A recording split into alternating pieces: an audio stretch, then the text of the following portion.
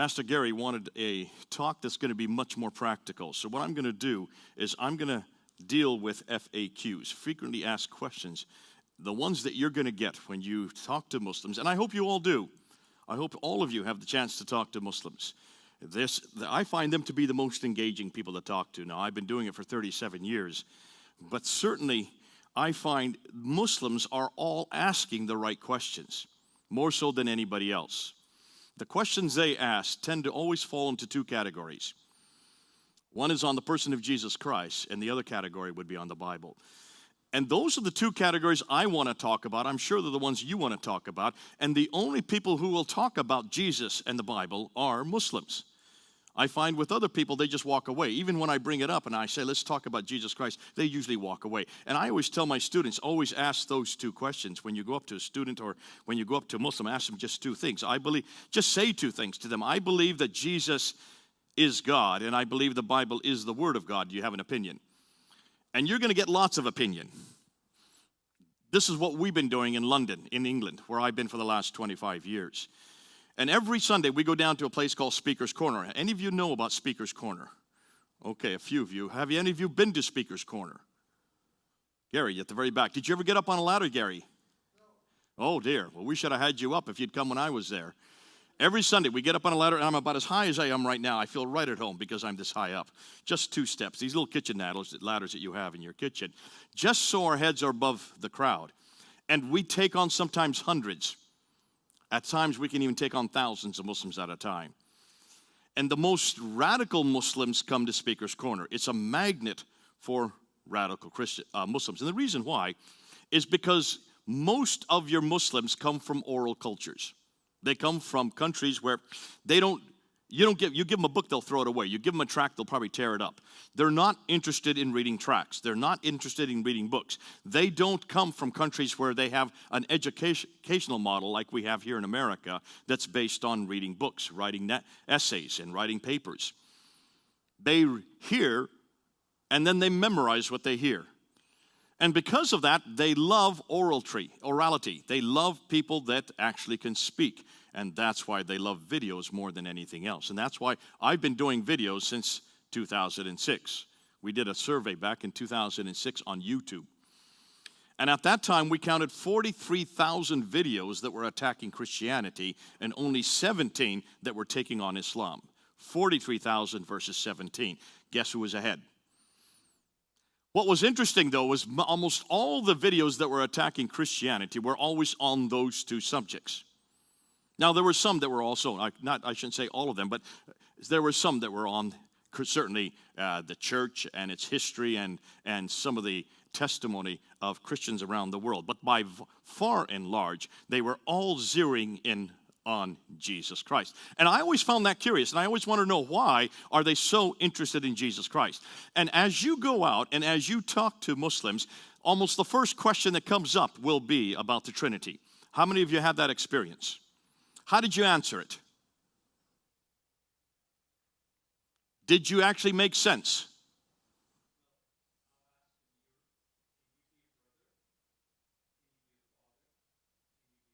That's a heresy right there. Don't ever do that again.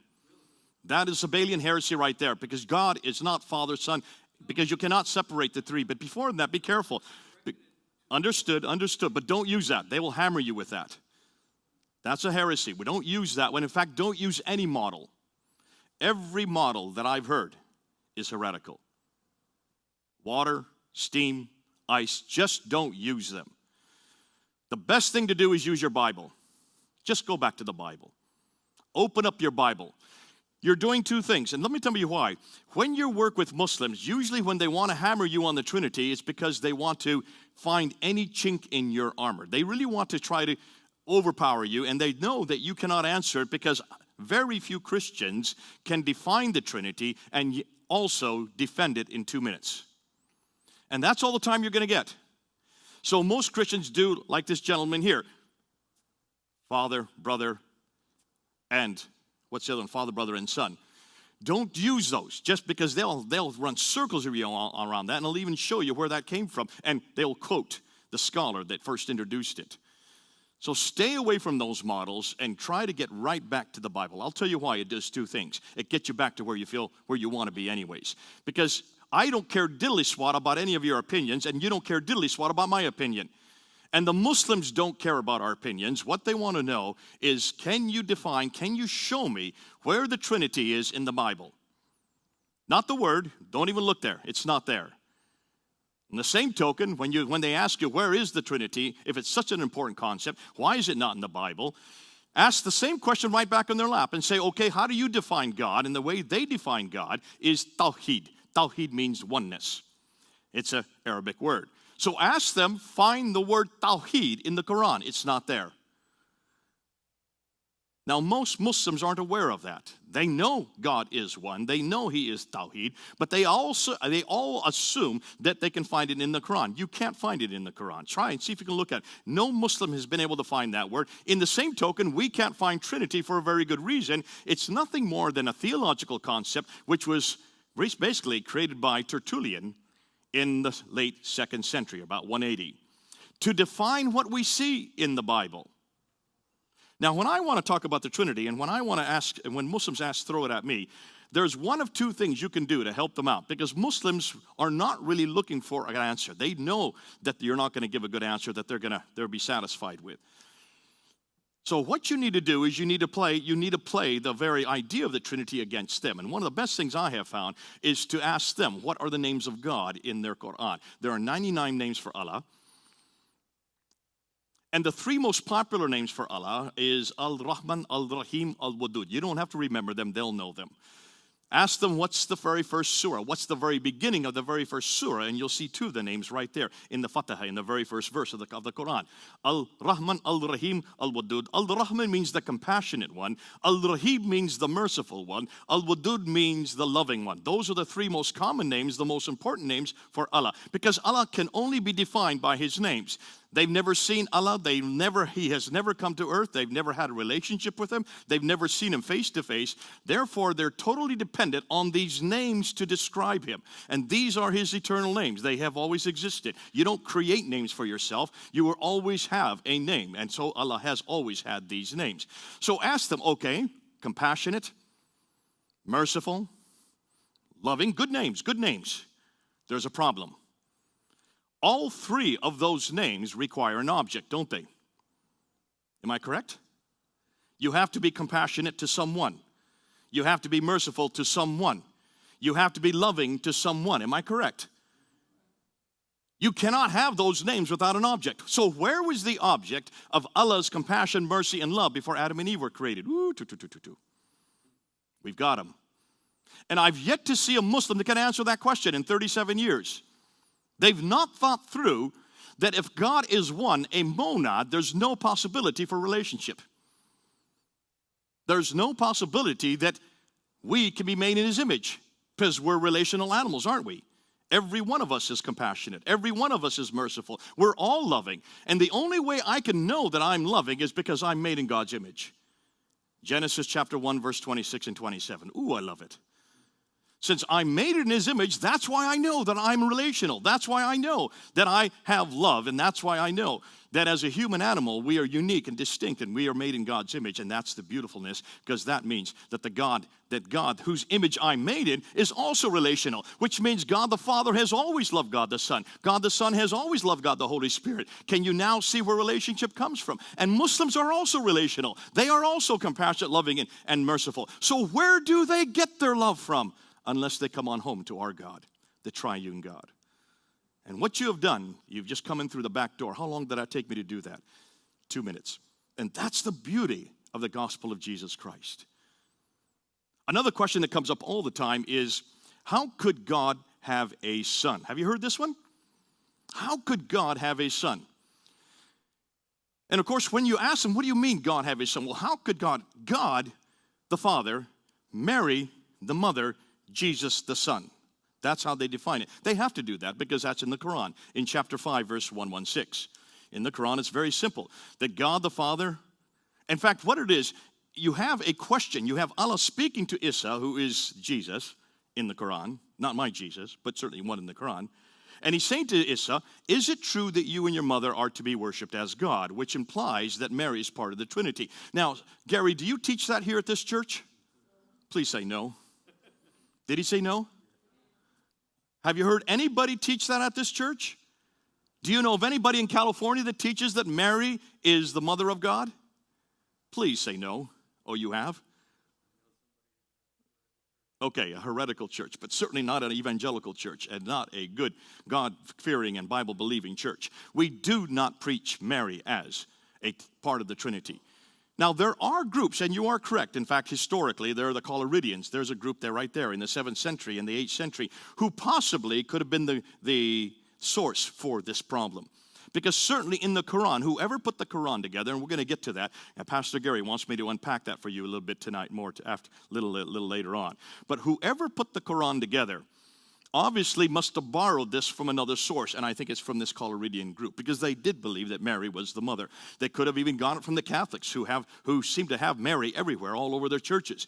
Could be that that's where they got it from, but I assume that they had never read the Bible, whoever put the Quran together. And they certainly hadn't talked to any good Christians, because no Christian would put Mary up there as part of the Trinity. So how could God have a son? Now, the way to answer that is very simple. You're going to be my Muslim for tonight, okay? You've got a beard. You're perfect. I need someone with a beard. You guys don't have beards, sorry. We'll go to the guy with a beard, okay? If you're a beard, that means you're a religious man. You're supposed to have it about the size, about the length of your hand. It was? Shame on you. You've lost your religiosity. Nonetheless, you're going to be Abdul tonight, okay? So, Abdul, let me ask you real quickly. Where are you from? Bellflower. Are you a son of Bellflower?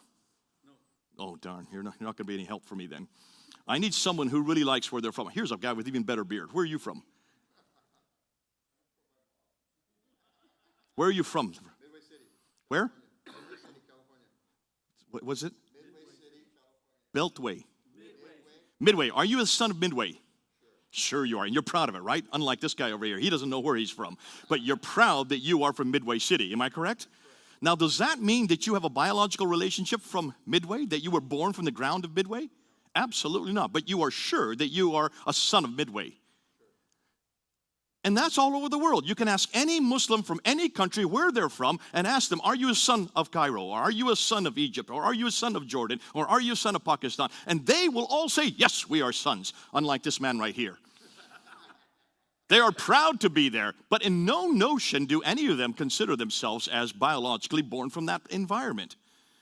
More than that, the Quran even accepts that. In chapter 2, verse 177, it says in the Quran that a traveler, someone who's going from one place to another, is a Ibn ul-Sabili. Ibn ul-Sabili means a son of the road. So in Arabic, it's perfectly legitimate to call someone who is traveling a son of the word. But no one reading that would assume that they were born from the ground of the road. There's no biological relationship at all between the traveler and the road itself. They relate to the road. It's a relational title. In Arabic, there are two words for son. One is ibn and the other is walid. And walid is biological. Ibn is always relational.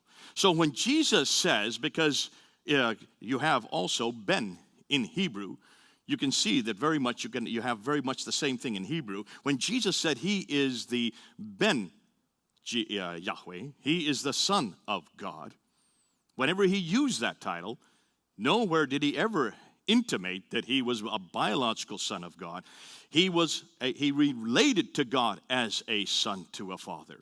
And he has always been the Son of God, has he not? He always will be the Son of God. Am I correct? Which means there's nothing biological between God the Father and God the Son. What it does say is that if he relates to God as his Father, that means he inherits everything the Father inherits. Which means if Father is God, so is the Son. And this is one of the four major titles, divine titles, that we see in the New Testament, derived from the Old Testament. And this is one of the reasons why Caiaphas in the Sanhedrin in chapter 26 of Matthew, when he turns towards Jesus and asks him this very question, are you the Son of God? Are you the Messiah? And Jesus says, yes, it is as you say. And then Jesus went ahead and said, after that, and you will see the Son of Man coming in the clouds, referring to Daniel chapter 7, verse 14, which is a third title for divinity.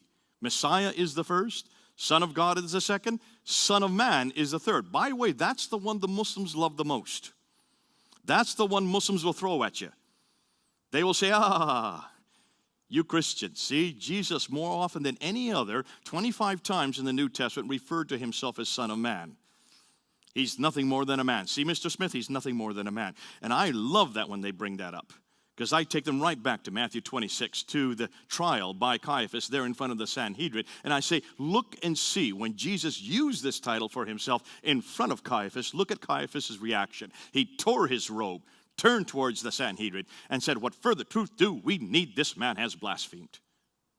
Because he knew that in Daniel 7:14, the definition of the Son of Man is right there. The Son of Man is from everlasting to everlasting, will have dominion over all tribes, nation, peoples, and tongues. Folks, who is from everlasting to everlasting but God himself? Am I correct?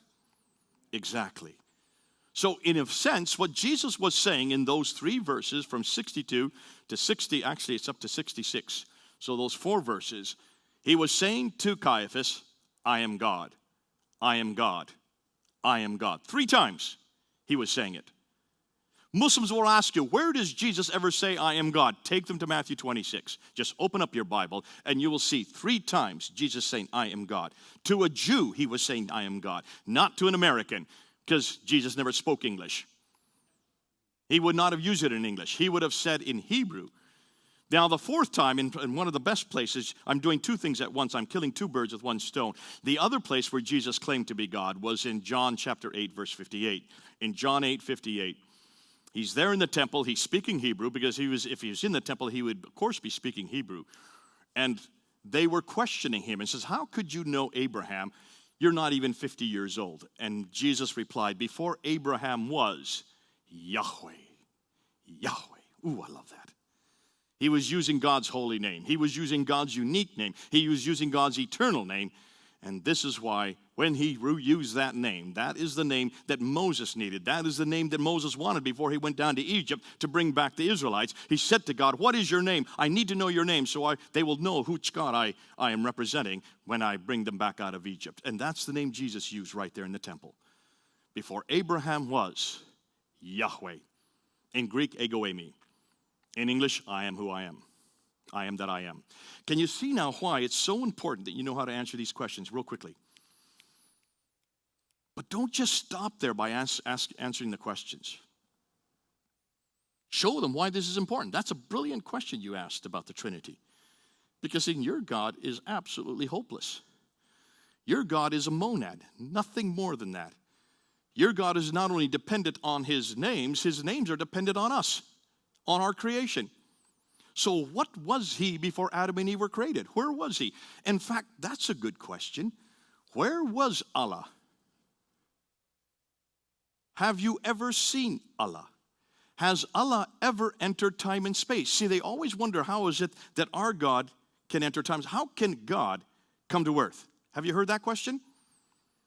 And if he was on earth, if God did come to earth, who was taking care of the universe? Who kept the universe running while he was on earth? Now you can see they've confused the Trinity again. And they assume that God the Father and God the Son and God the Holy Spirit, all 3 came down to earth in the form of Jesus. And then when he came, he was first God the Father, then he became God the Son, all 3 wrapped up into one Godhead. And then he then returned back up to heaven as God the Holy Spirit, all 3. That's why they even asked the question, who is running the universe while God was on earth?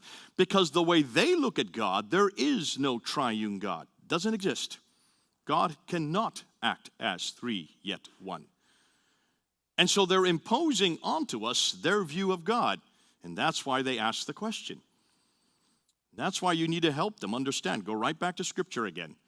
Go right back to Scripture and show where over and over again God was coming to earth. At the very beginning, God was on earth. That was God walking and talking in the cool of the day in Genesis chapter 3, verse 8 and 9. That was God calling out, where are you? Now, if God was walking, he better have a pair of legs. If he was talking and calling out, he better have a pair of lungs and certainly a mouth. Do you see the problem? If he was not, did not take on human form, then how could he even be in the garden calling out to Adam and Eve, where are you? What's interesting is take a look at those two little verses in chapter 3, and you can almost plug in a number of things about God right there. First of all, you can see that God is able to enter time and space. Can the Muslim God, Allah, enter time and space? No. At no point has Allah ever come to earth. Which suggests to me then that the God of the Bible can do anything he wants. Ooh, ta-ta-ta. Whereas the God of the Quran cannot. If God cannot come to earth, then he's not omnipotent. And Muslims have limited God. And I say to Muslims, don't ever in my presence say God can't come to earth. Maybe your God can't come to earth. Maybe Allah cannot come to earth. Then your God's too small. Get a bigger God. We got him. His name is Jesus Christ. Come on home. It's so easy. Because what if they're saying, and I remember I did a debate where this came up, and that was the very first question in the debate right there in Russia, in Kazan. And the clerics who were debating me at that time, they said, Mr. Smith, Allahu Akbar, God is the greater. God is the greater. But please, Mr. Smith, please don't say this infinite God, this God who is so great, took on human form and corrupted himself as a human. And I remember turning to my translator, because I don't speak a word of Russian. I said, just say to him, shame on you. He didn't want to do that. I said, no, you tell him, shame on you. Do not ever say in one sentence, Allahu Akbar, God is the greater, but he cannot become a man. Please don't say that in my presence, because you've just taken away his omnipotence. You've taken away his greatness. My God can become a man anytime he wants. And he did so right through history. He was there wrestling with Jacob. You better have a pair of legs. You better have a pair of hands if you're going to wrestle. He was there leading the children of Israel as a cloud during the day. See, he doesn't have to only take on human form. He can take on any form he wants. A cloud during the day and a pillar of fire during the night. He was in the burning bush with Moses. Oh, that's a good one you can use, because that's the bridge. You can go right into the Quran and go to chapter 20 of the Quran, because there's the same story in the Quran. See, the Quran, interestingly, is a book that has borrowed story after story after story. It has borrowed most of the material. Good 70% of the material is borrowed from other sources, and we know exactly where they borrowed them. But what's fascinating is when you look at that story, just open it up and how Muslims go to it and say, listen, now I'm going to show you two things about that story that you need to answer me. First and foremost, as Moses was coming close to the bush, a voice from within the bush in verse 10 says, Moses, take off your shoes, you on holy ground. Now hold on a minute. Can there be holy ground without God? No. By definition, if it's holy, God's there. Only where God is can it be holy, right? Can't be holy where you are. Can't be holy where I am. Can't be holy where you are. Only where God is can it be holy. So that assumes, therefore, that God was there. If they don't like that, go to verse 14. Because then in verse 14, the voice in the bush then says, truly, it is I am Allah who is speaking to you. Can anybody take on the name of Allah but God himself?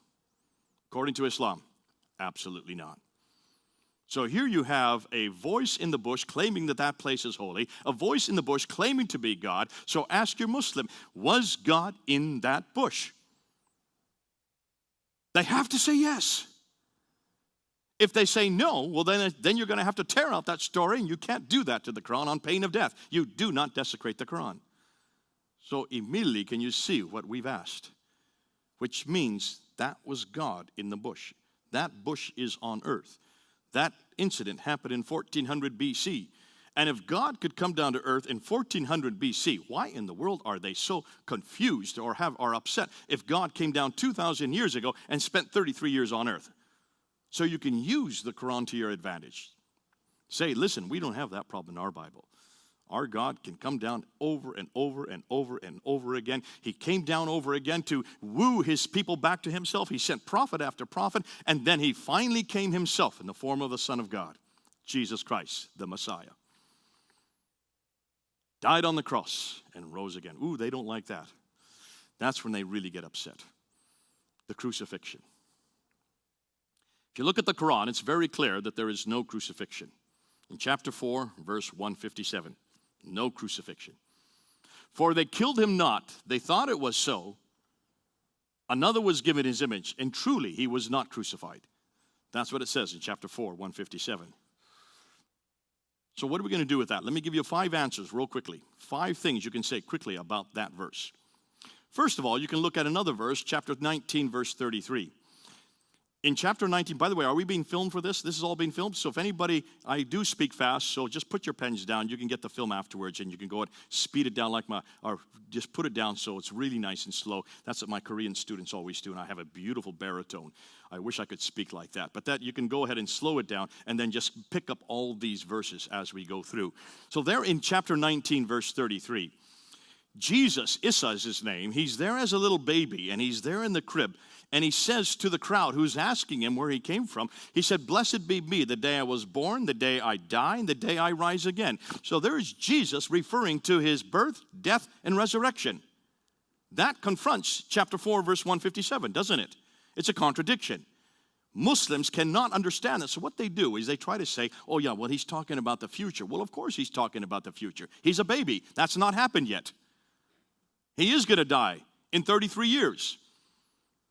They would like to say this is a future rendering when he comes back another time. There's nothing in the verse to help them with that. You can see they have to impose on the text to get that out of it.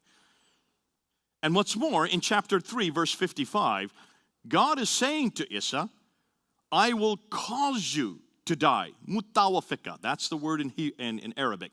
Muta, mu means person. Tawafik. Tawafik means to die. Ka means you. I will cause you to die. It is as clear as day in Arabic. The only problem is every translation you read now has changed that to "I will cause you to sleep." But any Arab speaker knows mutawafik is always die.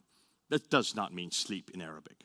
And they've had to change it since the 1930s because of the pressure from the governments saying we cannot have Jesus dying. We cannot have Jesus dying because that's an internal contradiction between chapter 3, verse 55 and chapter 4, verse 157. Ooh, I'm so glad we don't do that with our Bible. Can you imagine us changing the text, changing the verses so that we can get our theology correct? Thank goodness. And we're not talking about translations here, because the Arabic still retains, is still there. Mutawafika is still there in my Bible right here. Now, you'll see that there will be other questions about Jesus Christ. But let's stick with this crucifixion. That's the first problem. Internal contradiction between chapter 4, chapter 19, and chapter 3. Number 2, the second problem with the crucifixion. If Jesus did not die, what are you going to do with the historical record? The historical record is very clear. Every historian from that period did know that Jesus died. Just take a look at the 3 greatest historians that we look at when we look at the person of Jesus Christ. Thales and Phlegon, they're both Greek historians that were debating this in 52 AD. That's just about 20 years after Christ's death. They were talking about that death. They mentioned that when Christ died, the sun went dark and the earth shook. So here's Greek historians that had no reason to admit or certainly to support the Christian record, and yet they are admitting that Jesus did die.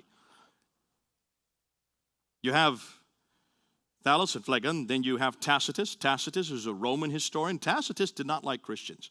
No, he didn't. He had nothing good to say about Christians in his annals. But what's fascinating, he does talk about the death of Jesus. And he mentions that the day that he mentions not only that Jesus died, but he mentions that it happened under the authority of Pontius Pilate during the reign of Tiberius. That's why we know it was in 33 AD, because of Tacitus.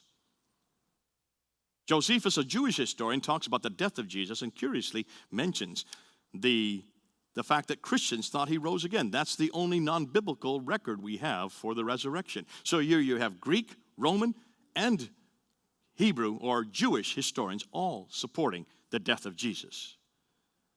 In fact, the question I always ask my Muslim friends is, can you find me one historian, just one, from the 1st, 2nd, 3rd, 4th, 5th, 6th, up until the 7th century that denied the crucifixion of Jesus? Not one. The only reference to the fact that Jesus did not die is in chapter 4, 157 in the Quran, from the 7th, or as we're going to find out, probably 8th or 9th century. And you then understand why not only do you have internal contradictions, you have historical contradiction. What about the eyewitness account? Who was at the foot of the cross? Weren't there eyewitnesses there? Yeah, there was. John was there, wasn't he? John was the favorite disciple of Jesus. John had been with Jesus for 3 years. He was at the foot of the cross. Jesus spoke to him. Would not John have known who his Christ was? Would he have not known who the man on the cross was? Absolutely. Don't you think he would have said something if it was another man? And what about the mother of Jesus? She had known Jesus for 33 years. A mother knows her own son, and I don't hear anywhere in the reference there or anything that Jesus or Mary had any doubt that that was her son on the cross. And what about the man on the cross? Wouldn't he have said something? You got the wrong man. I'm not him. Help me. No, look and see what he said. Look at what he said on the cross. Father, forgive them, for they know not what they do. Into your hands I commend my spirit. That does not sound like the wrong man. That does not sound like the man who is not guilty. That sounds like, I'm sorry, that's not the right word. He was not guilty to begin with. You're correct. But it does not sound like the man who was duped. He willingly went to the cross. He knew that he was to be on the cross. And that's why he was going home to be with his Father. But he had something to do first before he went home. Then we get to the fourth problem. And that is Jesus himself. What are you going to do with Issa? If he allows another one to take his place, doesn't die on the cross, but then 3 days later goes into the upper room, introduces himself to the disciples as if he was it, claiming to be the man who died and rose again. A week later, even when Thomas questioned him, he showed the holes in his hands and the holes in his feet. What kind of prophet lies like that? Not my Jesus. My Jesus doesn't lie like that. They've got the wrong Jesus. They think that that's the historical record. And then fifthly, and this is the hardest one for Muslims to know what to do with, and this is the moral argument, somewhat like the fourth one. If Allah took the image of another man and put Jesus' image on him and let that man die in Jesus' place and then told no one about it, and for 600 years told nobody about it, what kind of God is that? That's a deceitful God. That is not the God of the Bible. I don't see anywhere in the Bible where God is deceitful. Do you? Not my God. They've got the wrong God. And it looks like they've got Allah, because that's the God of the Quran. Take a look and see how much that God deceives. In fact, that's quite normal for Allah to do. In fact, it says in the Quran that God is above deception. There are a number of references. I could give them to you right here where God is deceitful. Chapter 3, verse 54. Chapter 8, verse 30. Chapter 10, verse 21. Chapter 3, verse 28. All of these are the deceitfulness of God, the deceitfulness of God, the deceitfulness of Allah. That Allah is above deceit. He cannot be held accountable to the same standard that we are held accountable, because he is God alone. Which suggests that we're talking about two different gods, aren't we? The God of the Quran is not the God of the Bible. The God of the Quran has nothing to do with the God of the Bible, and I never want to hear people say that we share the same God. I will have nothing to do with that God. And the reason why I'm coming down so hard on the crucifixion is because the crucifixion is what the Muslims attack us with. They don't confront us with the resurrection, because they don't believe that there was any resurrection. If Jesus didn't die, of course he didn't rise again. He was always alive. So we've got to deal with the crucifixion. I know you've been told that we must spend all our time with the resurrection, but that's with atheists and that's with humanists. With Muslims, you've got to confront the crucifixion. So just use these 5 points against them. Now we come to the part that Gary wanted me to get into, and that is the problem with the Quran itself, this book right here. Gary, I didn't ask permission to bring this in the room. Is that okay? It's not going to hurt anybody. It's pretty small. I keep it smaller than my Bible. You can see why in a few minutes. This is the book that's causing all the problems, and this is the book that we've got to confront, and this is the book that we are confronting. And what we're finding out about this book is amazing. Now, there's some stuff that I'm going to introduce tonight you've never heard before. And the reason why is because I've never heard of it before until just recently. And I spent 37 years confronting this book. I did my doctoral thesis on this book. And yet when I was doing my doctorate, when I was doing my master's also on the Quran, we never had the material that we have today. We never had this kind of material to use against the Quran. And the question you may ask is, why even talk about the Quran? Gary, could I get some water? Maybe a glass of water so I can just, or can I use this? Is this okay? There's no arsenic in it, is there? So when you look at the Quran, you need to do a comparison between these two books real quickly. And when you look at these two books, you can see they really are completely two different categories of literature. We would never make the claims about the Bible that the Muslims make about the Quran. And so let's start with their claims. The Quran, they say, is eternal. Who knows why they say it's eternal? Does anybody know the reason? Any idea? Say again? In tablets up in heaven. And that's in the Quran itself, isn't it? In chapter 85, verse 22. So it's an internal claim. It's not something that they have made up. It actually is internal to the Quran. The Quran makes that claim. So they've got to adhere to it. In chapter 85, verse 22, it talks about these eternal tablets. Now, by definition, if something is eternal, does that not mean it's co-equal to God? It's a conflict, isn't it? This is a duality. Only God is eternal. Am I correct? I've always been told that only God is eternal. So how can you have an inanimate object, a tablet, from which this book is derived, that is co-eternal with God? That means that claim in chapter 85, verse 22, is committing shirk. Shirk is the Arabic name for adding or putting alongside another with God. Anytime you equate a thing or a person with God, that is shirk. Someone who does that is a mushrik. The people who do that are mushrikun.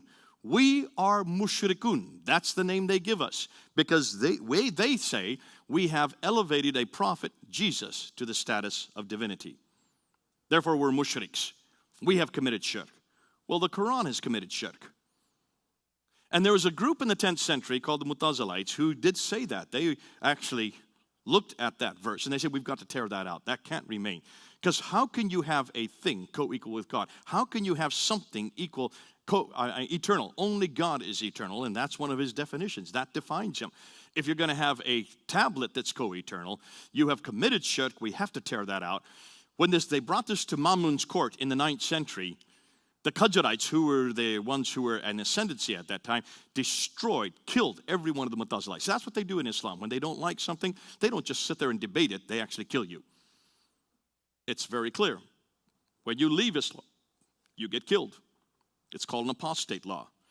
And anybody who's an apostate must be put to death. And that's in the Quran, chapter 4, verse 89. He who leaves Islam, kill him. Very simple. Every school of law, the Hanbali, the Hanafi, the Maliki, and the Shafi school, all four schools of law dictate that anybody who leaves Islam is an apostate. Apostates must be executed. The only difference between the four schools is which day you do it. Some say immediately, like the Hanbali school. The Hanafi and the Maliki school say that it must be in 3 days, and the Shafi school gives 10 days. That's it. But you must be executed. You must be executed. They do not take criticism. They do not take rejection. And that's why it's fascinating that those who actually brought this up as a problem in the 10th century were all killed off, all destroyed. And then the Qadarites shut down ijtihad. Ijtihad means to interpret the scriptures, and therefore no one could interpret scripture then for 1,000 years.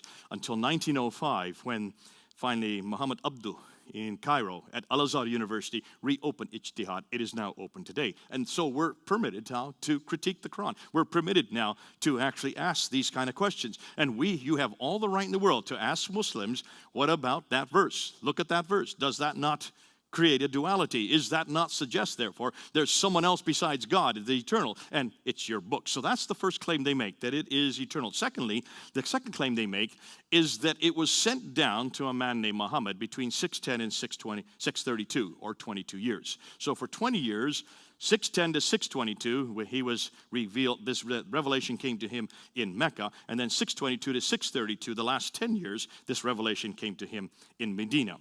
2 cities, Mecca, Medina, yeah.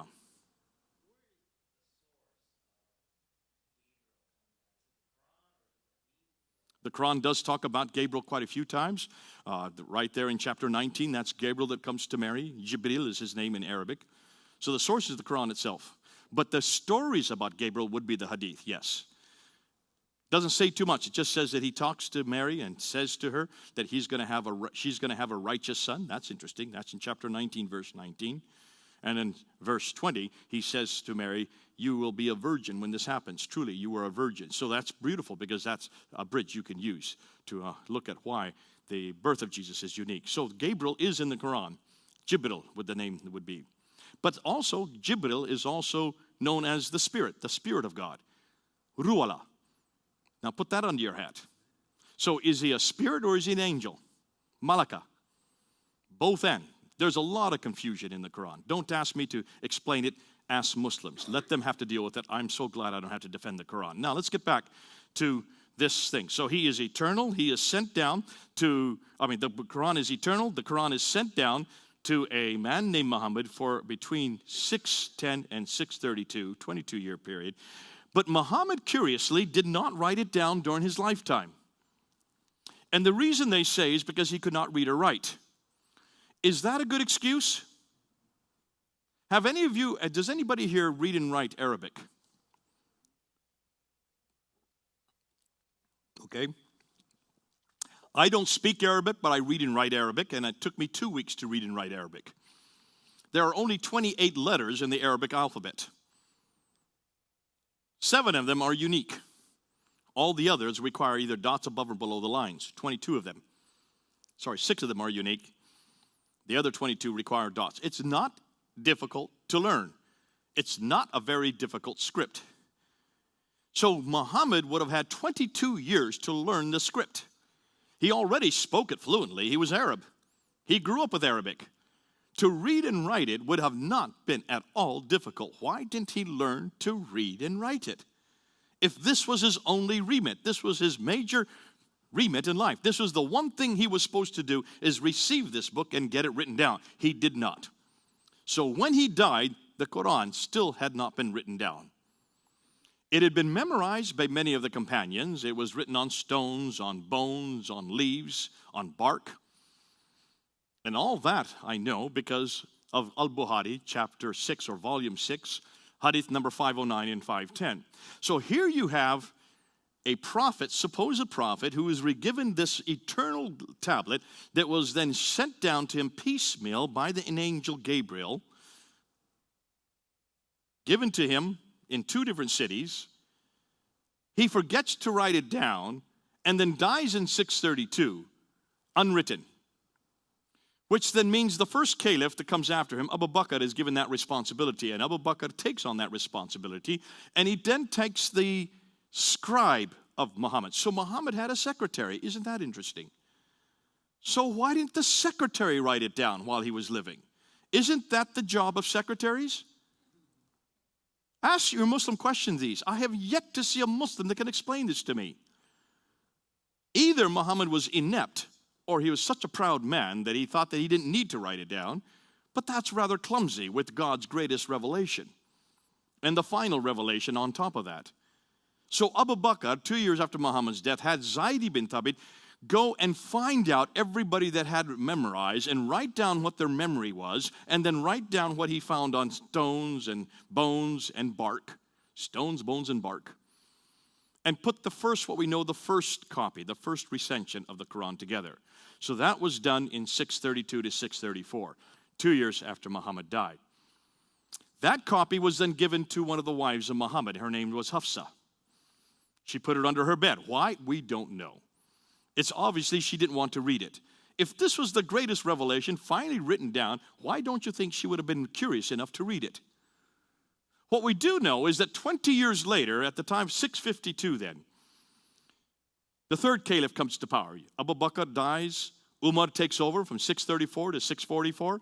He is killed. Uthman, the third caliph, takes over in 644, and he rules till 656. Now in 652, word has come to him that there are a multiplicity of Qurans that don't agree with the one that is given to Hafsa. But how does he know, since he doesn't have Hafsa's Quran? It's under her bed all this time. Nonetheless, they know that there are disagreements. So he says, okay, I want you to get Hafsa's copy. So he had Zayd ibn Thabit go and get Hafsa's copy, one of the wives of Muhammad. She gives it to them. So this is 20 years later. And he says, take that copy and rewrite it again. Why do you need to rewrite it if it's already written? And if you have any disagreement amongst you, and there was 4 of them that were given that responsibility, Zaid ibn Thabit, the secretary, Allah Zubair and Harith, 3 others. The 4 of them were to rewrite the Quran again using Hafsa's copy, and if there were any disagreements, they were to rewrite it in the Qurayshi dialect. Now, none of you speak Arabic here, but if you did speak Arabic, you'd know that immediately there's a problem there, because dialectic differences, by definition, require dots above and below the line. That's how you get dialectic differences. Even more so, they require vowelization, the dhamma, the u sound. Sorry, dhamma, the u sound, which is a little curly Q above the line. The fatha, the a sound, which is a little sliver above the line. And the kasra, the e sound, which is a little tick below the line. U, a, e. Those are the 3 vowels in Arabic. That's it, only 3 vowels. Everything else is consonantal. Consonant after consonant after consonant. So how can you have dialectic differences in the 7th century when there were no diacritical marks in the 7th century? There was no vowelizations. Those weren't invented till the 8th and 9th century, 100 to 200 years later. Are you following me? No, not many of you. I can see I'm losing all of you. That's all right. You don't really have to know this. People like me have to know this, because this is where we're hammering the Muslims. They have no idea how to answer that. And yet there it is. Write it in, if you have any dialectical differences, write it in the Qurayshi dialect. The reason why no one gets this, and the reason why even the Arabs certainly don't want to talk about it, is because that portion, that story, comes from a man named Al-Bukhari in the late 9th century. That's 240 years later. None of that we know about the Quran comes from the 7th century. We know nothing about the Quran from the 7th century. There's no writing whatsoever about any Quran at all in the same century that the Muhammad lived. It's all what they thought happened 240 years later, 870, redating it back to 632 and 652. Can you see a problem here? Are you starting to see the problem that's rising? Now, so they write the Quran in the Qurayshi dialect. Then Uthman goes and takes all the other manuscripts of the Quran and he burns them. Does that bother any of you? Why do you burn manuscripts? Any idea? To get rid of what evidence? Anything that disagrees. Am I correct? So obviously there must have been something that disagreed. Otherwise, what did he burn? Am I correct? Muslims, they strenuously try to deny that. No, that's not what he was burning. No, these are nothing more than dialectical differences that he was burning. There were no dialectical differences. Okay, these are nothing more than different ways of reading it. There is no way to read it if you don't have any ways to delineate the readings. That doesn't come in for another 100 to 200 years. And every time they make an excuse, we hammer them. That's why no Muslim will debate me on this anymore. They dare not debate us on this. They cannot debate us on this. And we're just getting started, folks. This is only the few of the first problems. So once they do that then, Uthman then commissions the one copy to be made into several copies, to one copy to be sent into every province of his kingdom. Now when you look at a map, you will see that there were 9 provinces at the time of Uthman. Basra, Baghdad, Damascus, Jerusalem, Cairo, Alexandria, Aden, Herat, and Nishapur. Did you count 9? I counted 9. 9. 9 Qurans to 9 cities. When I was learning Islam and when I was getting my master's and doing my doctorate, I was only told there were 4 Qurans to 4 cities. Basra, Baghdad, Damascus, and Medina. That's it. That's what I always was told. I had no idea that there were actually 9 cities at the time of Uthman. That means they have to they have to show us, therefore, 9 Qurans from the time of Uthman. Because you're only talking about 1,400 years ago. That's not very long ago, is it? When you're talking about manuscripts. Remember, these are not papyrus. None of these are papyrus. These are vellum, these are parchment, these are manuscripts, these are codices that are written on animal skin. Animal skin is durable. If you have any doubt, take a look at what we have for parchment and vellum when it comes to the biblical manuscripts. Look and see what we've got in the British Library. Come to London, where I've been living for the last 25 years. Go look at the British Library, and you'll see the Sinaiticus right there, which is part of our tour. When we go people through the British Museum and the British Library, you'll see the Sinaiticus, the entire New Testament, from the time of the 4th century, between 325 and 350 AD. That is 300 years before the Quran. It is as pristine today as the day it was written. There's no blemish in it. It's a beautiful book. Right next to it is the Alexandrinus. The Alexandrinus is both the Old and the New Testament from the 5th century. That's 200 years before the Quran. If we could come up with those two manuscripts just in the British Library, you want to go down to the Vatican, and you have the Vaticanus, which is, again, the New Testament, much like the Sinaiticus from the 4th century, though they're known as the 3 metropolitan codices. They are all 3 to 400 years before the Quran. What's fascinating is we can come up with 365 manuscripts of the New Testament alone, either partial or complete, before the 6th century. All we're asking the Muslims is one, just one of those 9 from the 7th century. One manuscript from the mid-7th century, complete and unchanged. That's all I'm asking. Is that too much to ask? Absolutely not.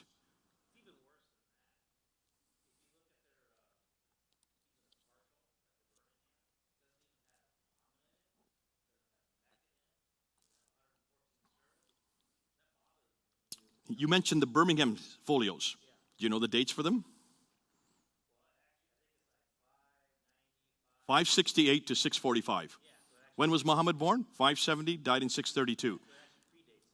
Okay, what's the problem with that manuscript right there? He's talking about the Birmingham folios. There's just 2 folios from Surah 18, 19, and 20, which was discovered in in Birmingham, but it was discovered by carbon dating in the Oxford lab in 2015.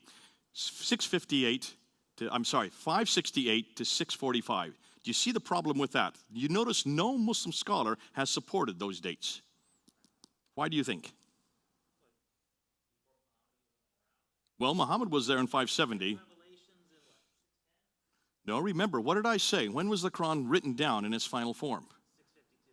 652. So if the latest date of these carbon datings, the very latest date is 645, that's 7 years before 652. You can't have a manuscript or even folios that predate Uthman. And the only ones who got all up in arms, got so excited about it, was the BBC. Western scholars who didn't know the dates for Muhammad. That's why Muslim scholars have become very silent. They haven't said anything about it. It gets even worse than that. What's your name? Greg, it gets even worse than that, Greg. If you want to look and see, there's not just the Oxford lab. There's also the laboratory in Kiel, the Oxford lab. There's also the laboratory in Lille, and there's also the lab in Zurich. 4 different labs, all in Europe. They have now looked at the Sana manuscript, which is even older than the Birmingham folios. In fact, the Birmingham folios are supposedly from the Sana manuscript, and they've taken a look and they've done carbon dating on all 4 laboratories. Guess what the date they have for those carbon datings? Every one of them is prior to 550. Every one of them. The latest date for all of them is 550. They go all the way back to 443. 443 to 550. Muhammad was even born to 570. All 4 of those labs, the carbon datings for those manuscripts are before Muhammad's life, before the Quran was we've even begun. The Quran was begun in 610. Before the Quran was finished in 652. Before Islam even became. Do you see the problems? Be careful with carbon datings. We would never use carbon datings for our manuscripts because they're so inexact. But more than that, the fact that these three surahs that you're talking about, 18, 19, and 20, look at the stories that are in those 3 surahs. You have the story of Moses at the burning bush. You have the story of the 7 sleepers in Ephesus. And you have the story of Dhul Qarnayn, who's Alexander the Great. Now, none of these are unique to the Quran, are they? They're all borrowed. But those stories would have all predated the Quran, wouldn't they? So even if you went with the carbon datings, that means these are all older than the Quran because the stories are older. If you're borrowing, that means they were there beforehand. Ooh, I love it. It just makes my job so easy. So be careful of any type of scientific evidence that goes against what we're now finding out with paleographical evidence. Now, Greg, just continue on from that. Can you then see why Muslims have now kept quiet about these new findings in Kiel, in Zurich, in Lille, and also in Oxford? It's all over, yeah. In fact, it's public information in that the people that are putting it public don't want their names to go with it because they know that they could have death threats. It's published, though. It's right out there. But let's continue on. Regardless of the carbon datings, and the carbon datings are so inexact, no one's using them anymore, let's go back and let's find out what we do know. What do we know about these 9 manuscripts? We can't find any of them. However, we can find 6 of them that do not come from the 7th century, but the 6 oldest manuscripts that do exist in the world today. Does anybody know what the 6 are, or even one of the 6 are? The Sana, that's one. That's in Yemen. No, not the Birmingham. That's just 2 folios. Topkapi in Istanbul, Turkey. The Petropolitanus in Paris. This man's good. Oh, you took my course. Okay. All right. Well, then you're a good student if you remembered all these. So that's 3 of them. You're halfway there. What's the one in London? The Ma'il. Okay, Ma'il in London. And there's one more real famous one. In Cairo, that's the Husseini. Not so famous, but you're missing the most famous, and that's the Tashkent one. The Samarkand.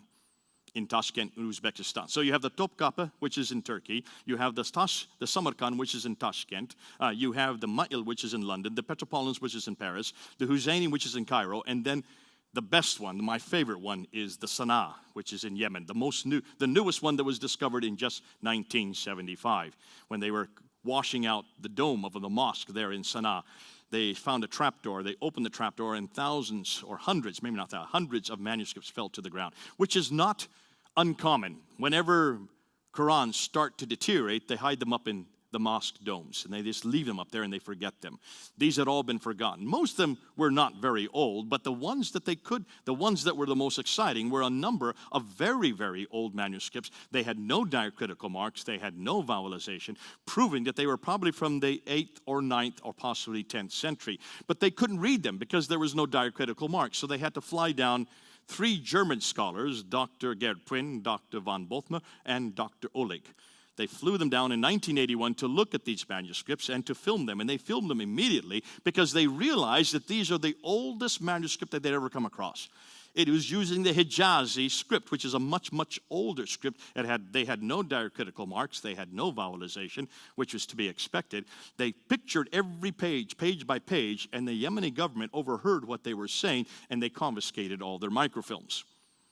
And they did not release those microfilms until 1997. Upon which I went to Germany to talk to them and looked at them, and they gave me some of the facsimiles of what they had found. And boy, has it become juicy. Now, we'll get into that, but let's continue with these 6 manuscripts. What do we know about these 6 manuscripts? We didn't know too much until recently because we had no access to these 6 manuscripts. We were finally given access, not us, but the Muslim scholars, Dr. Tahir Attakulic and Dr. Ekmel Nisanlu, 2 of the world's foremost Muslim scholars on the Arabic text, were given access in 2002. And for 5 years, they looked at these manuscripts. They studied all 6 of them. They did forensic testing on them, and they came up with their conclusions in 2007. That was printed up in 2009. It was translated into English in 2013. I then got hold of it in 2014, and I quickly challenged Dr. Shabir Ali to a debate on these 6 manuscripts. We did that in September of 2014. And it's been up there 4 years now, and all the damage was done within the first 50 minutes of that debate. The reason why is that this is the first time we were able to look at that manuscript. And what we found out is that those manuscripts, and what we found out is that not one of those 6 manuscripts was from the 7th century. Not one of them. Not one of them are these 9 that were sent to 9 different cities. What's more, not one of them was complete. And most devastating, not one of them agreed with each other. And not one of them agreed completely with this book right here. This is the modern Quran. This is the Hafs text. So where did this book come from? Anybody know where this book comes from? Cairo, Egypt. You are correct. This is the Cairene text. This is the Hafs text. Now, how many of you knew this before tonight? You did, because you've been following me and you've been my student. The Hafs text is the canonical text of the Quran that I have in my hand today. But this text was only chosen in 1924. That's 94 years ago. In Cairo, because there in Cairo, in the high schools, there was such a multiplicity of Arabic Qurans. There was 37 different Arabic Qurans. No, notice, I'm not saying translations. I'm saying Arabic Qurans. These are the original text. There was 37 different Arabic Qurans that they were using, the students were using, that they could not have standardized tests because there are so many differences. We have already counted 60,000 differences between the 37 because we have 31 of them in our possession today. We have salvaged 31 of them in London. Hatun Tash is the one that is responsible for that, from Turkey. And we have our Arabic scholars looking at them, and they've already found 60,000 differences. Back in 1924, it was obvious something needed to be done. There was such a multiplicity of different Qur'ans. So they asked Al-Azhar University, considered to be the greatest Islamic university in the world today, to choose one of the 37. And they chose the one called Hafs. Who is Hafs? Hafs is a student who died in 796, late 8th century. That's 144 years after Muhammad. Never knew Muhammad. Came from Kufa. Didn't even live where Muhammad lived. Lived hundreds of miles away and hundreds of years later. And it was his text that was chosen as the official text for all the high schools in Cairo in 1924. What did they do with all the other texts? They took them all, they took them to the Nile, and they drowned them. They're still in the Nile today, the Nile River. This time they didn't burn them, they drowned them. So whenever you find a Quran that doesn't agree, you either burn it or drown it. That was done 94 years ago. By 1936, they realized that what they had done in Cairo was so successful, because now they could get standardized tests, that they decided to make it nationwide. So all of Egypt then was given the Hafs text. And it was known as the Farouk text, named after King Farouk, who became king in 1936 to 1952. But that was just Egypt. In 1985, in Saudi Arabia, they saw what was happening in Egypt, and they realized that that was so successful in Egypt, they wanted to make this worldwide. So King Fahd, the king at that time in 1985, took the Hafs text and standardized it and canonized it as the official text for all Qurans all over the world. That was only 33 years ago. Which means some of you in this room are older than the Quran. Ooh, Put that under your hat. And yet the Muslims tell us the Quran is eternal. The Muslims tell us it was sent down to a man named Muhammad. The Muslims tell us that it was compiled at the time of Uthman. The Muslims tell us it has never changed. The Quran we have today is exactly like that one in heaven. Can you see from what I've just told you in the last half hour that we can destroy the Quran and every one of those pronouncements? And it's only taken me 30 minutes to do it.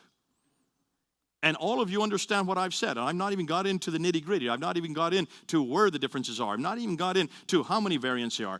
But we're going to come up with something in November that's going to destroy even more. I can't tell you too much about it.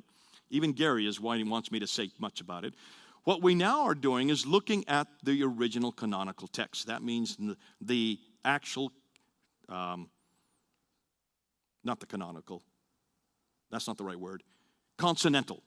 The consonantal text. That's the original text with no diacritical marks, with no vowelization. We have now pictures of over 4,000 4,000 variants within the 6 major manuscripts.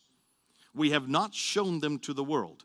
We have not done like with like, showing every one of the manuscripts. There are thousands of erasers, words, entire sentences that have been erased. There are thousands of insertions, words, phrases, sentences, paragraphs that have been inserted at a later date. There are thousands of coverings and tapings where they've taped over entire portions of the Quranic text, covering where they have covered over entire sentences. Wouldn't you love to pick it up to see what they're covering? At times they've covered and written over top a completely different sentence. Thousands of these, 4,000 to be exact. These we're going to introduce worldwide in November. It'll be the first time that Muslims will be able to see them. And what we're doing is we're taking slide by slide every variant and putting it next to the Hafs text, showing exactly where they change. So even you who do not read Arabic, you can just visually see the differences. Then we'll show you what each one says. And then we'll show you how it's changed the text and how it's changed the theology. This will be the first time that Muslims all over the world will have to pay attention. This is going into a software that you can get on your own computer. You will have access. It's called Quranic Gateway. It's been put out by Rabbi Zacharias Ministries. We're the ones that are doing the work for him. I'm not doing it. I'm the only one that's actually doing the comparisons. But can you see what this is going to do to the Quran in just a few months? No Muslim will be able to say that that Quran comes from heaven or from Muhammad or from Uthman or even from the first 13 centuries. The only thing they can say is the Quran we have in our hand today is only 94 years old. Prince Philip in England is older than that Quran. And the canonical Quran, the one that every Muslim is using around the world, many of you in this room are older than it. Thank God we don't have this problem. Gary, over to you.